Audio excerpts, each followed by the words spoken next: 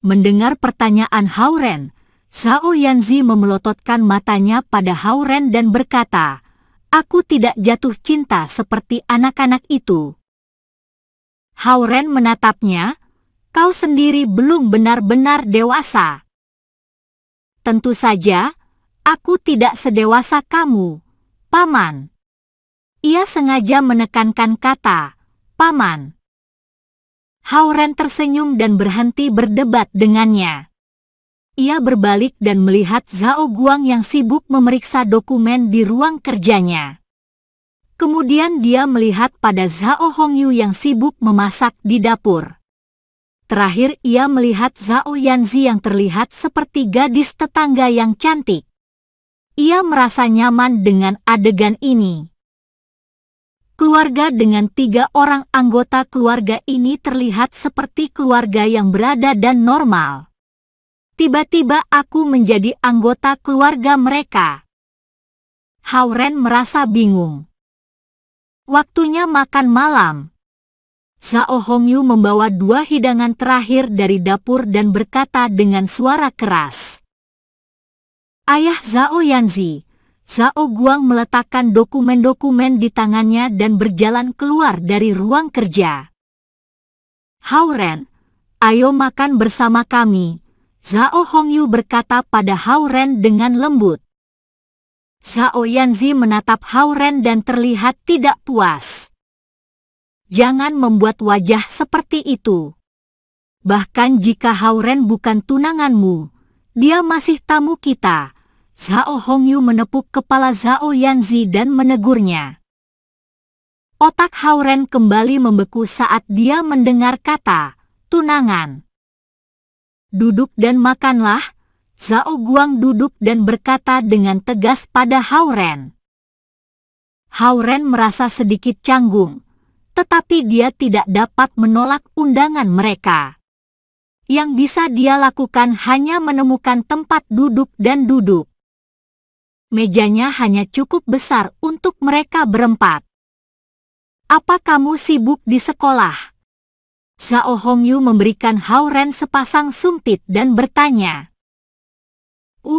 Lumayan," jawab Hao-Ren dan merasa aneh. Ia baru bertemu mereka. Mengapa ia makan di rumah mereka dan berinteraksi dengan mereka seperti sebuah keluarga? Ia berpikir untuk beberapa saat dan akhirnya ingat ia ada di sini untuk bertanya tentang informasi yang berhubungan dengan klan naga. "Aku tahu kamu banyak memiliki pertanyaan tentang kami, tapi aku percaya berangsur-angsur kau akan terbiasa," kata Zhao Hongyu seolah-olah ia tahu apa yang Hao-Ren pikirkan. Zi baru di tahun keduanya di sekolah menengah. Biasanya, terlalu dini untuk membicarakan pernikahan pada usia ini. Akan tetapi, hal yang seperti ini juga bisa diselesaikan di kelompok kami di usia dini. Harus kukatakan hidup Zi ada di tanganmu. Hao-Ren tertegun. Ia kemudian menjadi serius. "Kau menelan intisari batin Zi. Sebenarnya, kami dapat mengeluarkannya dengan paksa dari tubuhmu, tapi itu pasti akan menyebabkan dirimu terluka parah." Zi sebenarnya berhati baik, dan ia tidak mau menyelesaikan masalah ini dengan kekerasan. "Menurut pandanganku, aku tidak ingin orang lain yang memikul tanggung jawab atas kesalahan Zi." Zhao Hongyu berhenti sejenak. Hao-Ren tidak dapat menahan diri untuk melihat Zhao Yanzi saat ini, tetapi ia membuang mukanya. "Jadi kami memutuskan untuk membiarkan intisari batin milik Zi di tubuhmu dan membuatmu mulai melakukan kultivasi. Meskipun demikian, aku harus mengatakan bahwa hal ini tidak sepenuhnya aman. Jika kau tidak dapat mencapai level tertentu dalam waktu yang tertentu, dengan kata lain, jika tubuhmu tidak dapat menahan kelebihan energi yang mengalir dari intisari batin, akibatnya juga berbahaya," kata Zhao Hongyu. Hao Ren menjadi gugup saat Zhao Hongyu yang anggun dan lembut itu tiba-tiba menjadi serius. Aku tidak keberatan memberitahu lebih banyak. Tiba-tiba Zhao Guang berkata, sebenarnya tidak akan ada efek negatif apapun bagi Zi jika kami mengambilnya dari tubuhmu dan mengembalikannya kepada Zi. Tetapi supaya para tetua mempercayai kami, aku meminta tetua Lu untuk berbohong. Dia memberitahu mereka Zi tidak akan mampu menyesuaikan diri dengan intisari naga setelah intisari itu berdiam di tubuhmu. Ini supaya mereka tidak membunuhmu. Setelah mendengar perkataan Zhao Guang, Hao Ren merasa dia berada di antara bahaya yang tak terhitung. Dia sudah berkali-kali setengah langkah ke surga beberapa hari yang lalu. Zhao Guang menatap Hao Ren. Kamu punya dua pilihan.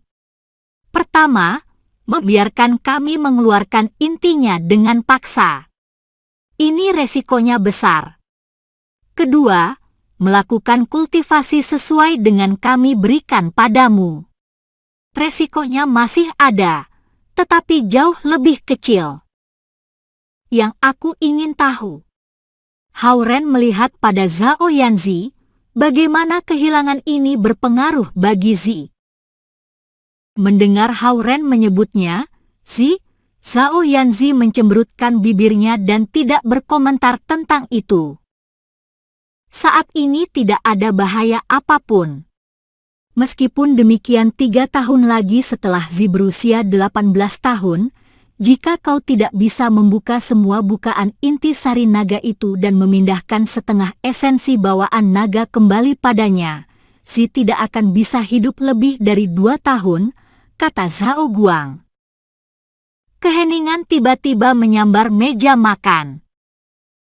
Dengan kata lain, jika kita mengikuti pilihan kedua, semuanya harus mengambil resiko. Zi tidak harus mengambil resiko pada pilihan pertama, tapi akan sangat berbahaya bagiku. Benar kan? Tanya Hao Ren. Benar. Zhao Guang mengangguk. Meja makan kembali sunyi. Ada apa dengan masalah tunangan ini? Tanya Hao Ren. Itu syarat dari pilihan kedua. Jika semua memilih pilihan kedua, kalian hanya dapat menyelesaikan ritual yang diperlukan dengan saling menikah, kata Zhao Guang perlahan. Saling menikah. Hao Ren memikirkannya dan tiba-tiba mengerti. Dia melihat wajah Zhao Yanzi, yang saat ini sama merahnya dengan tomat. Apakah ada pilihan lain? Pikir Hao Ren dan bertanya. Sementara tidak. Zhao Guang langsung menjawab. Kesunyian menyambar meja makan sekali lagi. Gadis kecil ini, Zhao Yanzi, mempertaruhkan nyawanya untukku. Apalagi yang perlu diragukan, pikir Hao Ren pada dirinya sendiri. Jangan membunuhnya, tapi aku juga tidak mau menikah dengannya. Zhao Yanzi tiba-tiba berbicara. Kedua kondisi ini tidak bisa dijalankan bersama.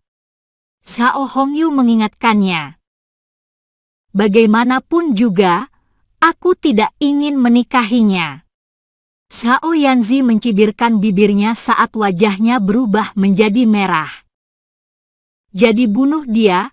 Tanya Zhao Hongyu. Jangan. Zhao Yanzi menggigit bibirnya saat ia ditempatkan ke dalam sebuah dilema.